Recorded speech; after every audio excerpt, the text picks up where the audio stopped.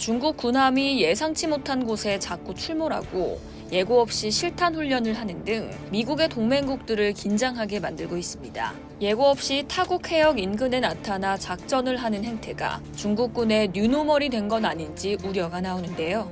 6일 CNN은 최근 중국이 연이어 다른 나라 근처 해역에 예고 없이 나타나면서 긴장감을 조성하고 있다는 내용의 기사를 게재했습니다. AFP 통신 및 중국 관영 글로벌 타임즈에 따르면 호주 국방부는 지난달 20일 중국 인민해방군 해군의 유도미사일 순양함 쭈니함, 호위함 헝양함, 종합보급함 웨이산우함 등 3척이 호주 동해안에서 작전 중이라고 밝힌 바 있는데요. 중국 군함이 항해한 곳은 호주 시드니 해안에서 약 150해리 떨어진 곳으로 알려졌는데 이곳은 호주의 배타적 경제 수역이자 국제 공역에 해당하는 곳입니다. 호주 영해를 침범한 건 아니지만 상당히 이례적인 경우죠. 로리 매드칼프 호주 국립대 국립안보대학 학장은 중국이 호주 해안 어디에나 군사력을 투입할 수 있는 능력을 갖고 있다는 미묘한 신호를 보내는 것이라고 진단했습니다. 캔버라 소재 싱크탱크 ASPI의 국방 전문가 유안 그레이엄은 중국은 미국과 호주 해군이 대만 해협 인근 국제 해역을 항해할 때는 강력하게 반발한다며 분명한 이중잣대를 갖고 있다고 비판하기도 했습니다.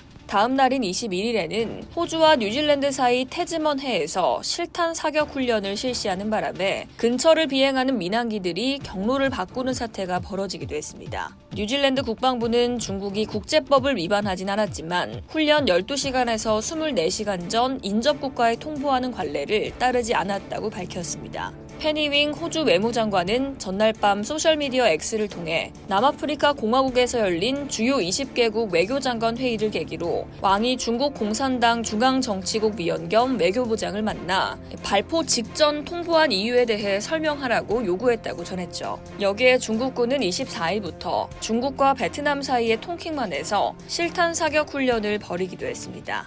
AP통신은 이번 훈련의 자세한 내용은 공개되지 않았지만 최근 베트남 정부가 통킹만 기준선을 발표한 데 대응하기 위한 조치로 보인다고 전했습니다. 앞서 지난 21일 베트남 외무부는 북부 꽝린성 연안부터 중국 꽝찌성 연안까지 14개 지점을 표시함으로써 기준선을 발표하고 지도를 공개한 바 있죠. 또 26일에는 사전 예고를 전혀 하지 않고 대만 인근 해상에서 실탄 사격 훈련을 해 대만 국방부가 강력히 반발하는 일이 있었는데요. 26일 대만 국방부는 성명을 통해 이날 오전 중국 군용기와 군함은 가오슝과 핑동 해안에서 약 40해리 떨어진 해역을 훈련 구역으로 설정하고 실탄 사격 훈련을 실시했다고 밝혔습니다. 통상적으로 해상에서 실탄 훈련을 실시하기 전 충분한 기간을 두고 해사국을 통해 항행 경고를 발령하고 훈련 지역을 발표해야 하지만 최근 중국은 막무가내 행보를 보이고 있는데요. 힘을 과시하면서 중국 해군의 능력에 대한 메시지를 보내려는 시도로 해석되고 있습니다.